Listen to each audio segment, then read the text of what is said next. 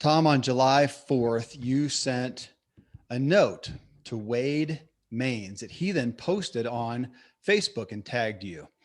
And you said, Wade, why don't you declare that today is your Independence Day? Go ahead and declare your freedom from number one, bad habits, two, negative self talk, three, limiting beliefs, four, poor diet and exercise, five, wrong priorities, and six, settling for second best. Then you went on to say, after all, everything I just listed is a choice you have the power to make. Go ahead and make today your day of freedom from everything that is holding you back. It's up to you. Choose to win, Tom Ziglar. Of course, everybody likes seeing that. That's one of those that I looked at and I thought, rock on. I was inspired. I was motivated. And then I sat there and I looked at the list and I thought, man, there it is. There's the gauntlet. There's the gauntlet every day. There are things like right now, I'm hoping that the podcast goes well because the Thunder's moving into the high mountains of Colorado. I cannot control that. I don't have just a sound enough proof room to stave off the lightning and thunder. There are so many things that I don't have control over. You listed six that we do, yet it requires control over ourselves. And there's what I want to dig into. I mean, that first one, what's Tom Ziglar? One of the things he's famous for. Tom, what's the fastest way to success? And your answer on stage years ago was what? To replace a bad habit with a good habit. So number one on your list of freedom from is one from bad habits. And I am grateful to be privileged to have awareness, to have exposure to people like you, to great messages, so that I am aware of the good habits that I want to do. So I wake up in the morning and I'm aware. What a gift. What a gracious gift from God that I have been exposed to enough that I'm aware of those. And yet, give me an hour or two, I don't know, on a given day. And if I stop and take account, have I also engaged in some bad habits that just I reacted to? Probably on the way to work and somebody's driving slower than I want down my mountain lane. And that first bad habit of a bad emotion, comes up. Now, again, I don't honk and scream and yell at them. I can control that. But how many bad habits? I mean, Tom, I'm going to throw it at you. I mean, throughout a given day, how often are you aware that, man, I stepped into, I started to engage, or I did, in a bad habit? I think here's the real crux of the matter is we all tell ourselves what not to do. Yeah. I mean, don't do this, don't do that. And our brain kind of fixates on whatever the subject of that thing is. Mm-hmm. Like if you say, don't eat the cheesecake, our brain says, cheesecake? Where? Mm-hmm. Cheesecake? Mm-hmm. Yep. That cheesecake's probably not very good, but I better make sure for myself whether it's. Absolutely. Yeah. And so that's where that whole concept of replace a bad habit with a good habit comes from, is we need to, instead of focusing on what we don't want to do, we need to focus on what we do want to do. So that's where the focus of the good habit is. Now, Dad, and I had you probably remember this because I told you about it and I've said it a number of times. When the book Choose to Win came out, I went to Nashville and met with the publisher and had some meetings. And then I had dinner with this guy named Dan Miller. And I've heard of that guy. And his grandson was there named Caleb. And Caleb told me if it hadn't been for you, he wouldn't even be on this planet. So I did have a place in his existence. I played a role. So Caleb, he asked a great question, a young 20-something-year-old, I want to learn question. He looked at me and he said, how do you know if you have a bad habit? Yeah. And this is a pretty interesting question because if your goal is to get lung cancer, then I guess Smoking's a great habit. Yeah. smoking's a great habit. And so this is kind of the first step. And when you say get rid of bad habits, the first thing you've got to do is to set some goals that create a desire or some want tos. And so as you're listening to this, I just want you to think about this. Look at the 7 areas of life that we teach: the mental, the spiritual, the physical, the family, the financial, the personal, and the career. And just say, hey, what's my purpose in each one of those? In my mental life, what is my purpose? What's my goal? What is my mission statement, my purpose statement for each one of those 7 areas? And you kind of have to do that to then shine the light on the bad habit. So if your mental purpose statement is to have an abundance mindset of possibilities, of looking at everything as an opportunity rather than a problem, looking at things as I don't have to do this, I get to do this. When you start to like take ownership of your mindset, then you can ask yourself, okay, so what are some habits that would prevent me from fulfilling that purpose? So a bad habit for me, Kevin, that I get trapped in is wandering around social media, Mm. wandering around AM radio, Interesting. Okay. specifically talk radio.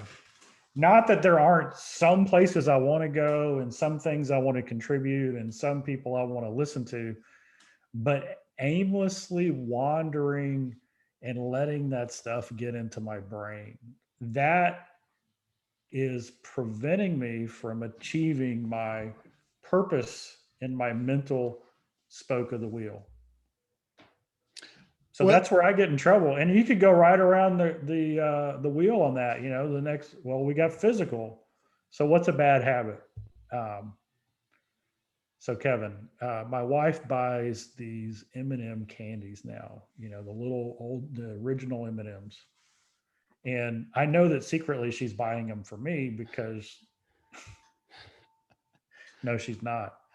Uh, they're in the refrigerator. She's going to have to do a better job of hiding them because that's a bad habit. It uh-huh. goes against my purpose and my physical spoke of the wheel, right? Yeah. Yeah. I appreciate you saying that, Tom, that bad habits, I think when the term itself probably invokes a little guilt in all of us.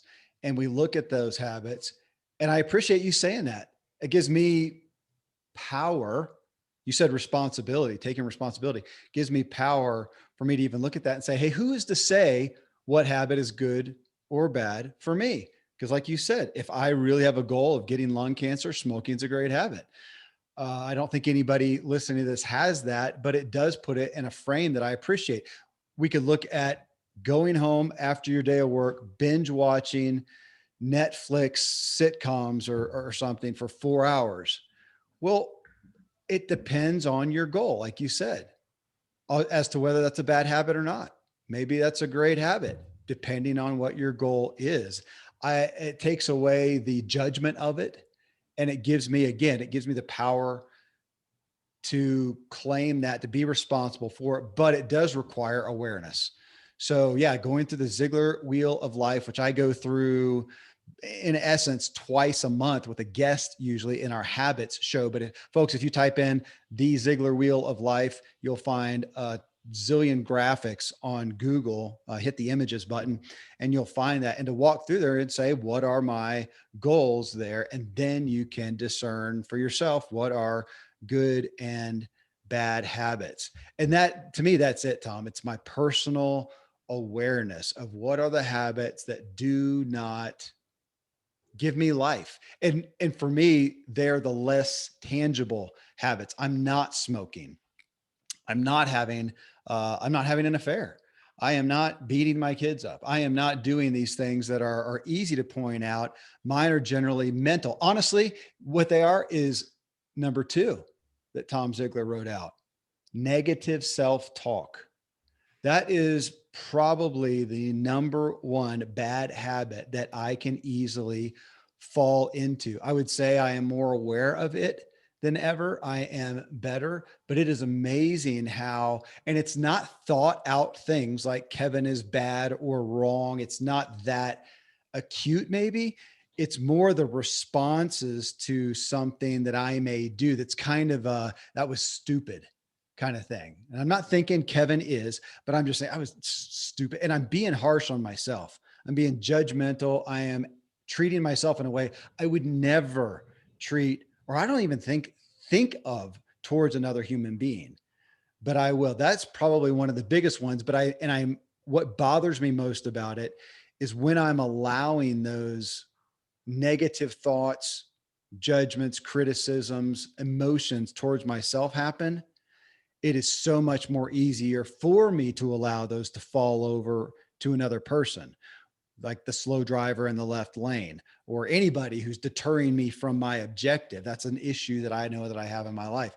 I don't want to feel that way towards another person. I've got to start with myself. That's the one that I fall into probably quickest.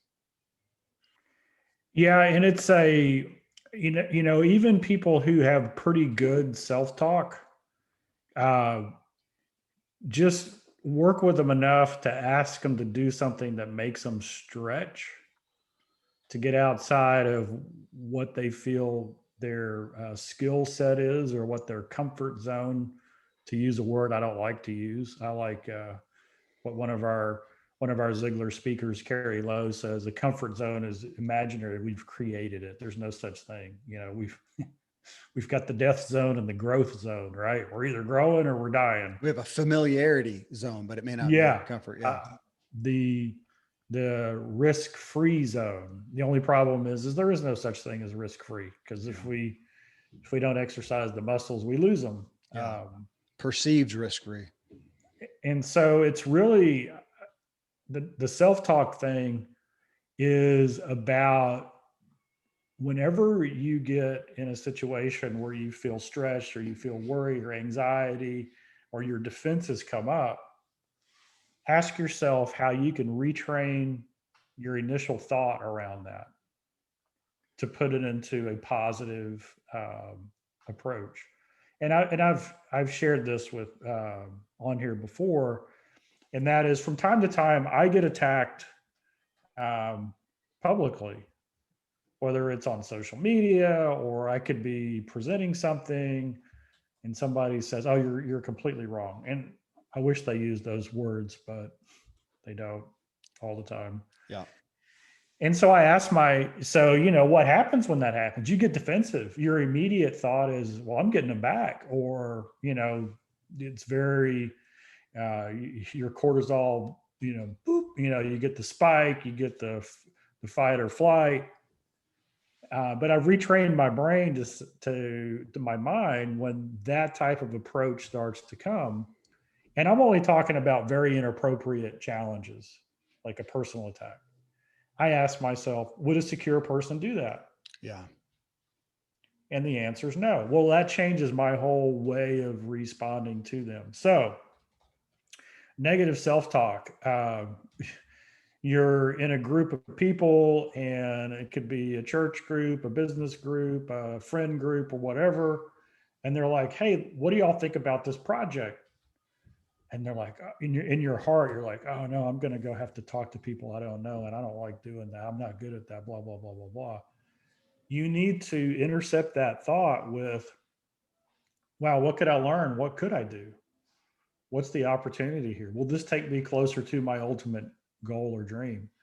And you just have to like short circuit it with, instead of a negative response, a neutral or positive response. Um, you see it with kids sometimes. The parents will say, "Hey guys, we need to clean up the room. We need to take care of the yard. We need to do this so we can do that." And it's the whine and the, "Do we have to?" And I'm right in the middle of my game, and blah blah blah blah blah. And dad kind of helped us growing up program our minds to those kind of things. We weren't perfect, but it was like, "Hey, we get to do this, because when we're done with this, we get to do that." Right. And so it was just that, and the work's going to get done anyway, but it's a lot more fun when you get to do something than when you have to do something. Yeah. And you get to choose your attitude in the process. So it's really a good thing to journal or track or whatever your negative self-talk, and then ask yourself the question, well, does that response get me closer to or further from my ultimate objective? And the answer is it's taking you further away. It's Yeah. going to slow down your whatever you should be doing. It's going to put a lid on what you could be doing. And if it becomes like the status quo, people who are very, very fixed mindset in their makeup, as soon as something becomes difficult or hard, they quit. They move on to something else. Mhm. And it's amazing how when people are really struggling in something, when they get that first kind of baseline of competency of how much the satisfaction and the personal growth happens from mastering that first difficult step, and then it opens up all kinds of possibilities, right? And if you quit before you master that first beginning step, you never get that joy, and it Tom, becomes a pattern. You never get to experience that. Your life becomes more and more limited yeah. because your self-talk was like, well, I'm not an athlete, I could never do that. Well, let me tell you something, there's nothing athletic about putt putt. I mean, there's just not. But I know a lot of people who don't go putt putt because they think they're not athletic. They couldn't do it. Mhm. Well, let me tell you something. 20 minutes of just getting the feel for a putter, and you'll have a lot of fun. You mentioned journaling, Tom. I taking it captive. I mean, we're talking about negative self-talk. I believe in us taking it captive, and we've got to back to your replace the negative self-talk with positive self-talk. You mentioned journaling. I literally will address that often in the mornings. Kevin, just chill out. Have grace with yourself. You're going to make mistakes today. It's okay. As my wife would say, you are human. Allow yourself. The expectations we often have for ourselves are so unrealistic compared to the grace we would give someone else. And so often to find the judgmental, harsh tone, emotive tone in my head towards myself, I would never express that towards my kid, and really not even feel that towards my kid. I go, come on. I find myself defending them to themselves when they unfortunately probably emulate me and mirror me which is very convicting. And it's like, gosh, it's okay. It was just a mistake that I need to put that on myself. When we're talking about self-talk, folks, if you go to Ziglar.com/self-talk, I think all you gotta do is put your email address in and you can get Zig Ziglar's infamous self-talk cards. I have them printed out in my backpack to pull out. And the power of speaking these things to yourself, and you can make up your own. You can make up your own that are grace-filled as well. The things that you're going to label yourself as.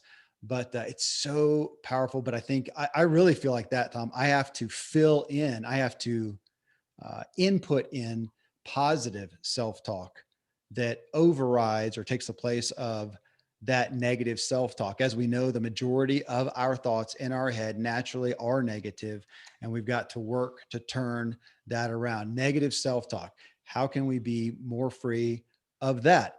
What are some of the primary things we negatively self talk about to ourselves? Number 3 on your list there, limiting beliefs. So this one, Tom, that term limiting beliefs, I didn't do it, but I imagine if you search for it, you'll find so much content around limiting beliefs, because anyone in the self-help, personal development, health and wellness arena, we just know how powerful the limiting beliefs that we have are and how errant they are. Again, going back to a kid, and how often are you going to tell a kid, oh my gosh, you have so much potential. You have no idea what you're capable of. And yet we get to about mid-20s when our prefrontal cortex solidifies and we kind of think this is who we are. And we don't give ourselves the opportunity to expand our capacity as much as what is possible. And we agree with what our capabilities are. And we place limiting beliefs upon that. And Tom, I've done that for so many years. Granted, there are some things that we may not care to expand our capabilities of. I do not enjoy math. Therefore, I don't practice math. Therefore, I'm not real good at it. And I don't care. Okay, well, that's different. That's one that that's a limiting belief I'm okay with, because I'm grateful that I'm successful enough in my work. I can afford a CPA and a bookkeeper, multiples, and they can take care of it for me. So I'm fulfilling that responsibility. I'm good there. But over here, limiting beliefs. How about in my relationships? How about with conflict and hard conversations about some aspects of parenting? That's a struggle. Limiting beliefs of what I'm capable of with financially, or with business success or work success. Some are going to have limiting beliefs of what they're capable of physically and mentally, health wise. Those are ones where I'm probably I'm good on those. Those are probably some high points for me. But where do we have limiting beliefs? And here's the thing, Tom, because it's one of those things we give a lot of voice to, right? Limiting beliefs. Hey, folks, you got limiting beliefs. You got to kill those things. And yet I feel like the hard thing is that generally with limiting beliefs, we always have some thread of proof. Somebody has said something to us, somebody who knows us has testified to a limiting belief, and or we have also seen ourselves perform to a certain level or under a certain level. And to us, that's proof. And so for somebody to come along and go, hey, come on, man, get rid of your limiting beliefs. We're looking at it and go, okay, it sounds good, but I've got proof, Tom. I've got proof of what I have been capable of. And time again, I've tried and I've failed. That's to me where the rubber hits the road, Tom. What do you think? A lot of times our limiting belief is associated with some sort of trauma that we've had, right? Which is a If you're a failure, a kid, failure. Yeah. yeah, a failure. You screwed up, or you were made fun of. You could have even done it just fine, but the popular kid or the bully laughed, and so you felt humiliated. Whether you were humiliated or not is irrelevant. You felt that way, and so you're like, I'm never doing that again. And then that's a limiting belief.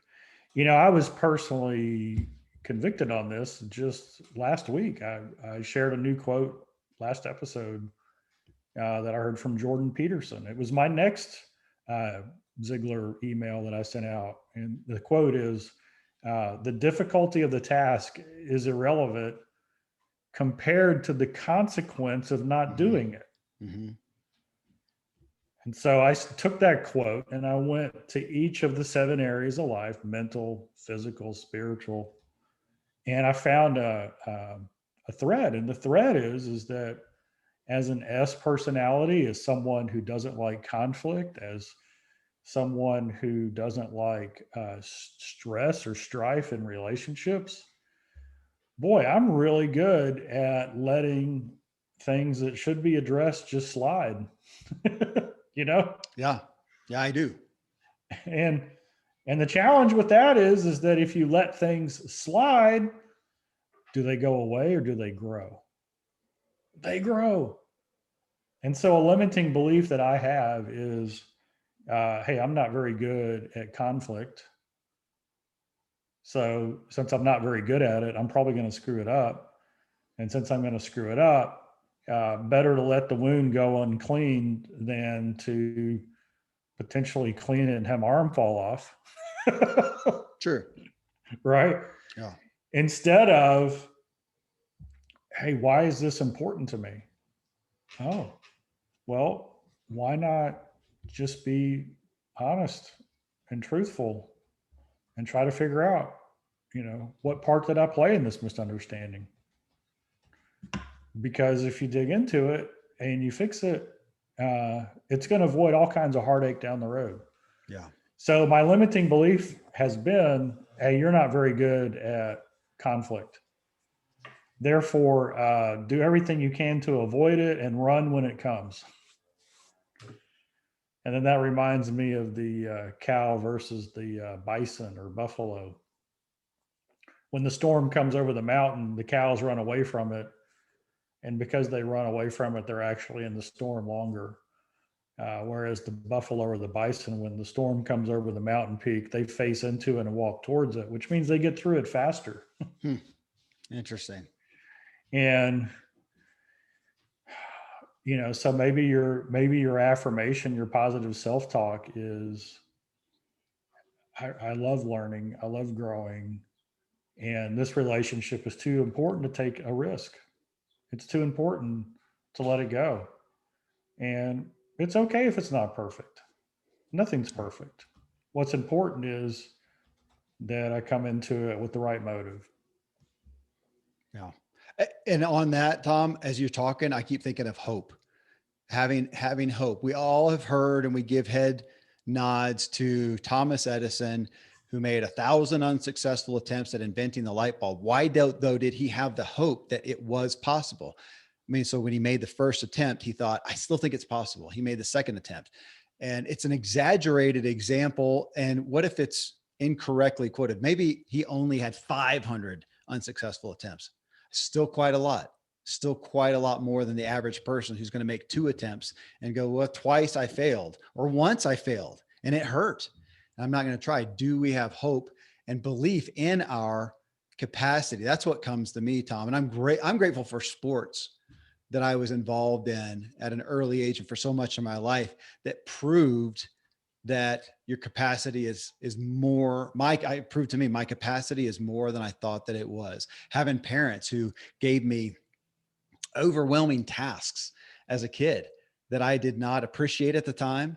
I did not appreciate them at the time for, but I look back now, man, I'm so grateful that it showed me that I'm capable of so much more. I'm grateful that I've been able to do that and being able to do that, with my kids. But do we have hope, or we submitted and said, that's all I am capable of? And this, of course, goes to the great Zig Ziglar saying failure is an event, not a person. So to look at it and say, I didn't fail. I did fail at that attempt.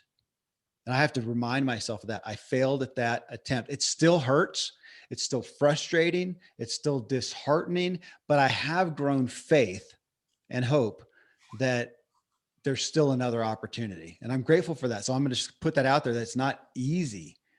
It becomes more easier over time. But at this point in my life, there are so many things that I have tried. And when I try something now and it doesn't work out perfectly, you know what, Tom, here I'll own one. So I submitted the draft, submitted my book, right?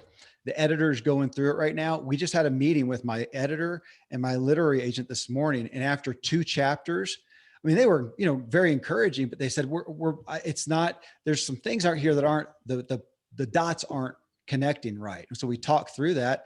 I'm going to redo it. And the scope of things, my wife's like, well, goodness, she said, I would have been surprised if you just submitted your very first book ever and just knocked it out of the park. It didn't need any edits. I mean, that's her perspective. Mine though, for me, for Kevin, for Superman, it's that I would submit it and their jaws would drop to the floor and they go, this is going to be the bestseller of all time right out of the gate. Why do I have an expectation? I don't know. And so I was disappointed. Wasn't disappointing to my wife. She said, my gosh, I would be surprised that you don't have 10 different, revisions like that. But I get it. It still bothers me some, but I've have to take into context reality and that I am human and go do the work and have hope. Your 4th one, Tom, poor diet and exercise. Speaking of my wife, I want to say that I think one of the smartest things that she said one time was somewhat to what you're talking about here with replacing a bad habit with a good habit. Just look at the good habits you want to put in there. She said that in regards to diet, that so many people, this comes back to right where you started, Tom. We think restrictively. Don't do that, right? This is what I shouldn't do. I shouldn't eat that cheesecake. And she says, instead of starting there with what I can't eat, just look at new things you want to put in. So today, for everybody out there who wishes you would change your diet, wishes you wouldn't eat the M&Ms that your wife has in the refrigerator, and you want to increase your nutrition and the good food you're eating, just go buy and make sure that you're going to have, 2 cups of vegetables, of good vegetables, broccoli, cauliflower, carrots, whatever. You're going to add 2 cups. You may eat exactly what you did yesterday that has some bad stuff on the list, but you're going to add in 2 cups of vegetables and half a liter of water. That's it. So you're going to make sure at least that you get that in there. I've done this with my kids, like during the holidays when there's extra sugar and foods that we don't normally eat. It said, just make sure you get your water. And I want to make sure today that you've gotten some good vegetables in you. I just did that for lunch. I had probably close to 2 cups of broccoli, cauliflower, and carrots. I cooked them last night. They had some salt. I actually put some barbecue sauce, some low sugar barbecue sauce on them just because I was in the mood. And I had an avocado. That was my lunch. Now I will have a little more celebratory food this evening. I'll enjoy my food, but I had that and it was enough. And I had a bunch of water for that. I'm just kind of stuffed. So I'm not hankering for something that like the M&Ms that are not in my refrigerator, thank goodness. But just to add those things in. Now, exercise is not the same. If you're sedentary and you need exercise, you just got to add that in, period. But that's a big one that you talk about guilt. That's really high on people's guilt list right there, Tom, diet and exercise. Yeah. And not doing it is such a bad habit, not eating right, not exercising, not moving. I should have thrown in there sleep, the big three. Yeah. I just learned recently that people who are anxious, worried, depressed, they've got all those kind of chronic ongoing things. They can't concentrate. They can't focus. They get out of sorts. They kind of do the spiral. They're depressed, maybe even diagnosed depressed. A lot of them, if you just say, hey, you know what, you need to get up at the same time every day, regardless of when you go to bed. And then as soon as you get up, you've got to have a high fat, high protein breakfast. Those two things, a regular sleep cycle and getting protein and fat into your system so you don't have a spike and a crash in your blood sugar. A lot of people feel immediate mood positive impact right away, right? Mm-hmm. Enough to where they can get ahead of the day instead of reacting to it, and they can build from there. And that's what happens when we constantly make poor choices, when we're dependent on, simple carbs to give us fuel. It just cycles down. Alcohol is the same way. I mean, it's especially if you have like a predisposition to liking it or getting addicted to it. We start to use it as a medication, then it feeds on itself. So a lot of bad habits kind of feed on themselves, and they grow and grow and grow. This is a question for Dr. James. Has anybody ever tried a diet where they said, you know what, I'm going to eat, and this is a ridiculous amount, but let's just make it so. If somebody ate 5 pounds of raw vegetables, and then during the day, and then after they finished that, they could eat anything they wanted. Mm-hmm. Would that person ever gain weight? It's, a calorie is not a calorie. I do know that, if you have 300 calories of raw broccoli and 300 calories of Ben and Jerry's, it's not tit for tat on the calories for sure. That'd be interesting. We should ask him. Maybe I'll be the guinea pig, because I was just thinking, you talked about, have some vegetables, have some water. It's kind of like how I wrote the book. I just said, I'm not going to eat until I get 1,000 words in for the day. And boy, that book got done. Yeah. So what if I said, you know what, I'm not going to have anything that's quote unquote in the unhealthy category from a food perspective until I get all my healthy food out of the way. Uh-huh. Because I think eating 5 pounds of vegetables, you'd probably never make it to the unhealthy food. Yeah, I don't know if I could stomach it. Some people aren't going to be able to digest that. Tom, you're talking about triggers as well. So what I have been doing lately is I get up in the morning. I don't eat at all. I have my coffee, and I enjoying my coffee. And then for me, I'm not going to eat till lunch, and I have to exercise before that. That's my trigger, so I do that. In fact, I'm still in my workout clothes here. So I go out, and mine's dictated somewhat by living at 9,000 feet up in the Rockies. So I'm kind of waiting for it to warm up. So about 10 o'clock, I'm going to head out and get my run or my ride done before lunchtime, which here, if I'm at the office, I'm going to have it with Dr. Randy James, and we go sit on the deck. So that's kind of my deadline that I adhere to that helps motivate me. So I appreciate that.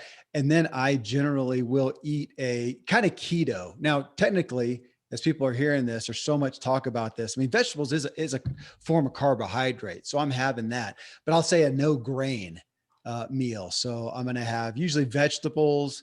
And well, today I just had vegetables and avocado because I brought so many vegetables. I thought if I add anything more to that, it's just, I'm going to be packed.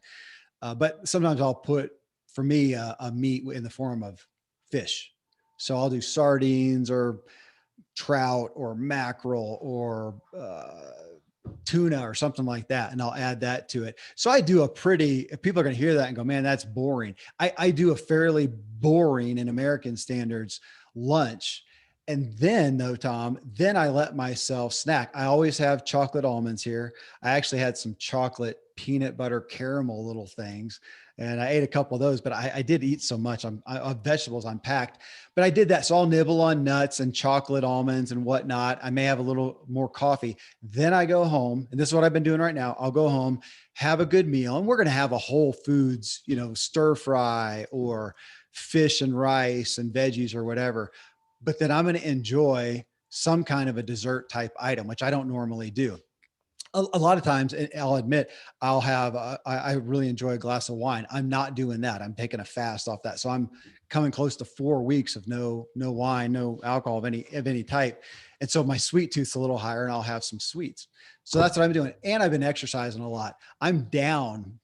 I haven't been this low weight in so long, and feel like I'm imbibing, like I'm enjoying that, just what you said, those foods, but it's after I've done all those other triggers. It's a reward. And I appreciate somebody said this in regards to intermittent fasting. Instead of depriving, it's just delaying. I'm going to have some good food. It's just going to be later. It's going to be this afternoon or tonight. So lots there. And I will pull out, you talked about Dr. Randy James, folks. If you haven't tuned into the True Life podcast, that is my podcast with him, talking really the psychology, just like we do here, the psychology of success. We're really talking about that, the psychology of health and wellness. But man, poor diet and exercise is at the root of so many of our lacks in other areas, Tom. Go ahead. Yeah, this is intriguing to me because I've read some new studies on intermittent fasting, and Yeah. it works better for some people than Yeah, others. exactly. And not every, and there, it's kind of like mixed results on whether it really works or not. But I do know the idea of a window, Mhm. especially when you close the window at least 3 hours before you go to bed, has a huge impact on your digestion, your recovery, how Your well you sleep sleep. quality. Yeah. Yeah. Yeah, so I'm just kind of wondering, just like I said, well, I'm not going to eat until I write 1,000 words. I'm thinking about I'm not going to have a treat until the exercise and the right kind of food is put in my body. And I'm thinking by the time I do the right kind of food and the exercise, the desire level for the treat is going to be really manageable. And if I have it, it's not a big deal. Yep. Hmm. It's figuring out the secret sauce and the triggers that work for us. And yeah, as you said, there's so many, it's so many different people out there who found what worked for them, and they're out there espousing and saying, hey, everybody should do that. You got to find what works for you. The intermittent fasting works really well for me. It supports my other goals. So I get to go exercise without food in my stomach and whatnot. But man, I've seen other people who tank on that. So find what works for you. Absolutely. Well, fifth thing you had here, Tom, on the list is wrong priorities. That one is so difficult. I'll say, as a husband and a father and a business owner, there are so many things that seem like priorities that I find myself so often looking at that next opportunity, that next kid event, that next thing, and going, man, that is good. That would be good. Is it going to get in the way of what would be great? And it requires, I'll be brief on this one. Making sure that I am addressing the best priorities requires me to make a lot of hard decisions. And it's the good thing versus the great thing. And having to have boundaries, as we just had a show with Nedra Glover Tawab come out. I think it was show 905 maybe on boundaries. And that's difficult. I don't like the term even, but I've learned that without those, I get to burnout and bitterness. So that's wrong priorities is a lot of awareness and difficult decisions for me. Big time. And the interesting thing about this one is um, they have a tenant busy and non-directed activities fill every gap in your schedule. So this is really an intentionality perspective. What is my highest calling, my biggest purpose? What are the PPAs, the purpose producing activities that can get me there? What are the biggest threats to me doing those purpose producing activities? And usually it is not scheduling into the calendar what it is I really want to get accomplished. If we schedule all that, if we take our priorities and we put them into the calendar first, and then the things we have to do second, as far as livelihood or whatever, and then everything else comes third, we're usually okay.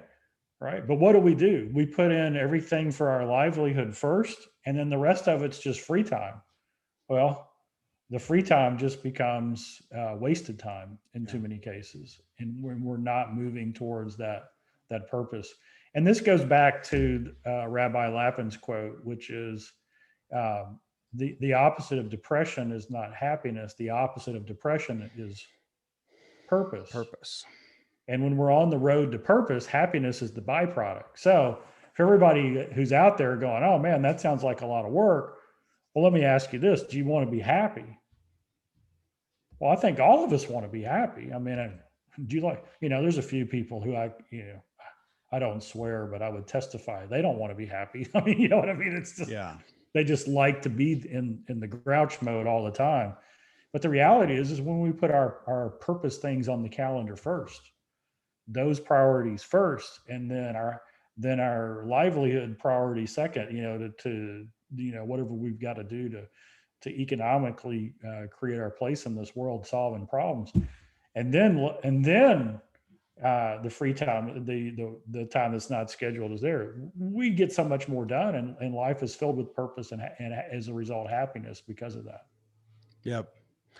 Well, that one it leads perfectly into your last one here, settling for second best. To me, that goes back to where we started on understanding, like looking at the Ziglar wheel of life, deciding what we really want, and helps us set our priorities and know even what is second best. The one that gets me on this, Tom, is, well, here's a couple sources. Neil Maxwell is famous for saying, never give up what you want most for what you want today. And I think about what I want right now. My appetite wants that quick hit of sugar, that dopamine hit. I want that right now, like you with the M&Ms in the refrigerator. But long term, what do you want in the future? You want to be fit and well and coherent, things that those M&Ms may not lead to.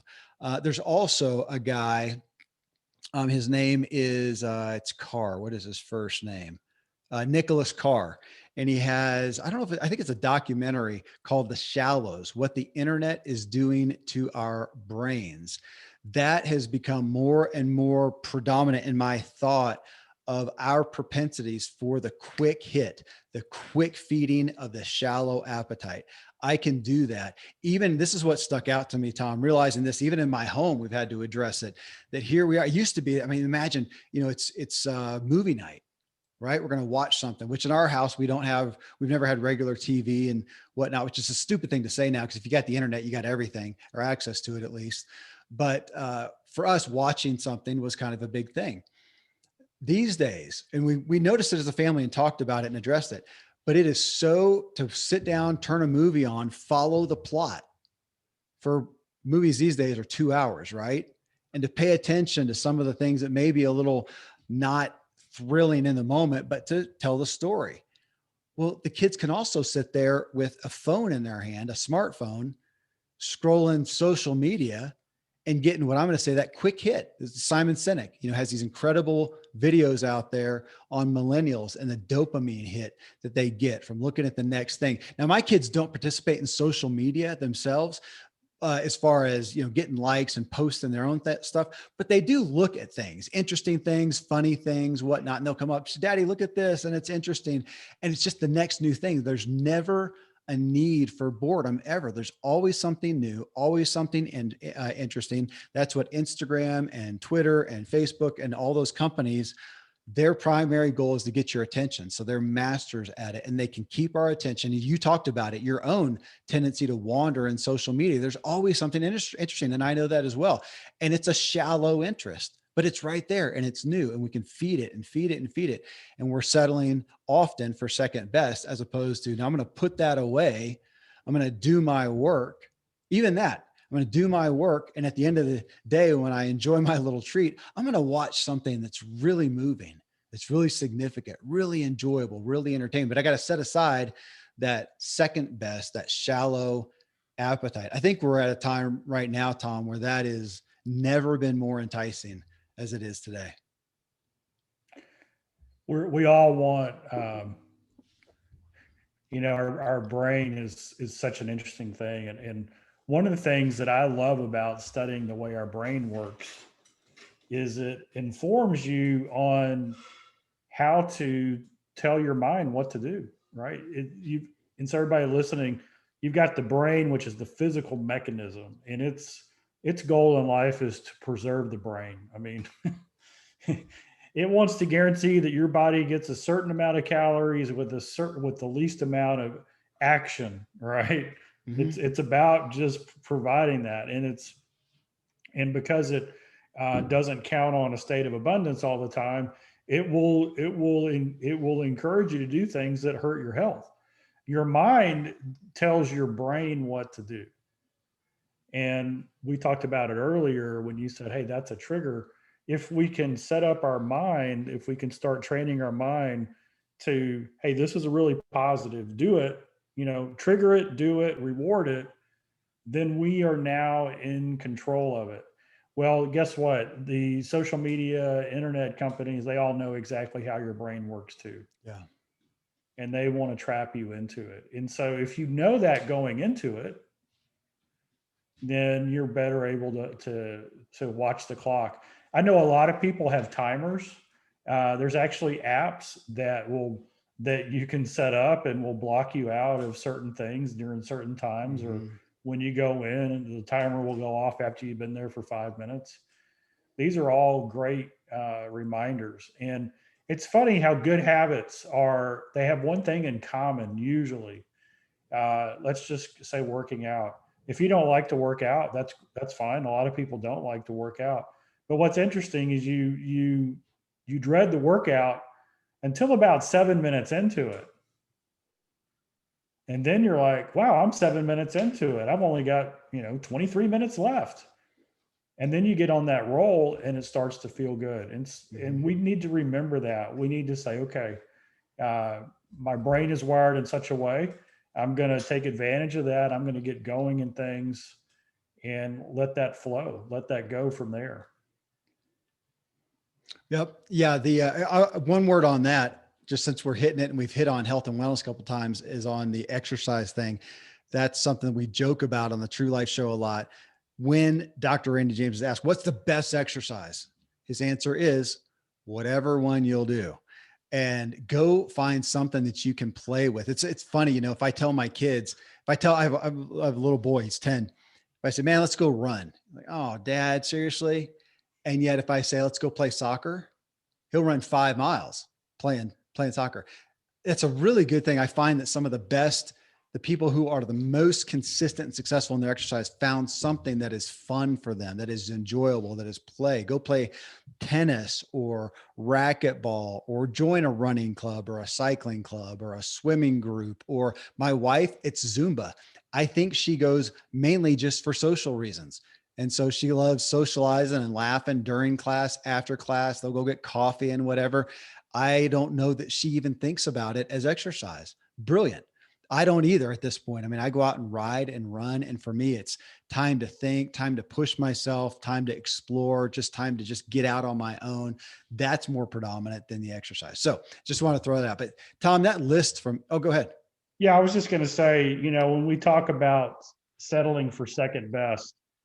I have a battle in my mind because I love Seth Godin, and he's always about good enough. Ship it if it's good enough. It's never going to be perfect. Yeah. And so uh, we've got the perfectionist personality who's like always trying to up it and never gets anything done. And then we've got the personality that's like, oh, that's good enough, but it's not quite good enough, right? And so I try to find the balance. So Yeah. here's a mental hack for everybody on this is what I call the opposite of settling for second best. Do whatever you normally do towards whatever your goals are. So just think of your career. Maybe it's a phone call. Whatever, maybe you're installing something. It doesn't matter. You're doing something online. It doesn't matter. And when you're done, before you hit send or before you close that out of your mind, just ask you this one question: could I add a little bit extra? I think in Louisiana, what do they call it? Lagniappe. It's like that unexpected extra. What if for a whole day, no matter what you did a little bit extra? So normally you have a phone call with a customer or a prospect and you hang up and you're done. So what could a little bit extra be? It could be an instant email or text back to them saying, hey, I just wanted you to know I really appreciated our time. And what you said, I'm going to look into and I'll get back to you, right? Mm-hmm. That's just a little bit extra. It's not a big deal. It's just a little bit extra. You're making lunch for the kids. And a little bit extra is taking 30 seconds to write them a note, right? That's just a little bit extra. And so our mindset is we just settle for second best. The food comes out and it's cold. Yeah. We just deal with it, right? And if you get into that settling mindset, then your life is almost always never what it could be. And so instead of worrying about what other people are doing to you to give you second best, what if you change your focus on how can I deliver a little bit extra to everything? Mm-hmm. Right? Whether it's sending the publishing document to the publisher or whatever. So in my book, Kevin, some of the extra things that I've done is I'm like sending articles in on a regular basis that support the book. Right? The book is the answer to this article. And they then pass that on to the whole marketing team. They didn't ask for any of that. They just wanted the manuscript. So that's like just a little bit extra. And is my motive in there? Does it help me? Absolutely, it helps me. But at the same time, we're in this project together. They win more than I do. The publisher, when we sell a lot of books, the publisher wins. Yeah. Big time when we sell a lot of books, but I win too. And so what's the little bit of extra in everything that we can do? And I think when you have that mindset of, I'm going to give everybody else first best, well, then it's easier to give yourself first best too. Yep. Because what happens is we justify, well, I get second best, so why should I go out for them? Right. Yeah. Well, when we give first best to everybody that, in reason, then, hey, I expect it too. Yeah. I've got a friend who's this way. And you know what? It doesn't matter how crowded the restaurant is or how long the line is. This guy walks up. He doesn't know anybody. They don't know him. He just expects to get a table pretty quick. And he does. I don't know how he does it. I mean, he's not passing cash behind the counter. It's just he's got this expectancy. I'm going to treat people with a little bit extra wherever I go. And it's amazing how they respond to that. Yeah. My wife is like that. Any restaurant, any hotel, whatever, she's going to get an upgrade somehow. I think we've gotten into a culture, Tom, of just doing, good enough. You mentioned Seth Godin. I've talked about I need to reread it. It's been so long, but I have so often referenced his book, Lynchpin, and it's about being indispensable in your job specifically, but, in anything you do. And a lot of it is just doing a little something extra. It's so easy to stand out these days. And so rare as well. Well, Tom, man, I appreciate you putting this list out. When I saw that, I thought that's worthy of an entire show to walk through the realities of walking out those 6 areas that we do, as you said, we have control over those. We can claim some freedom. I hope people hear some compassion in this and also some equipping. Thanks, brother.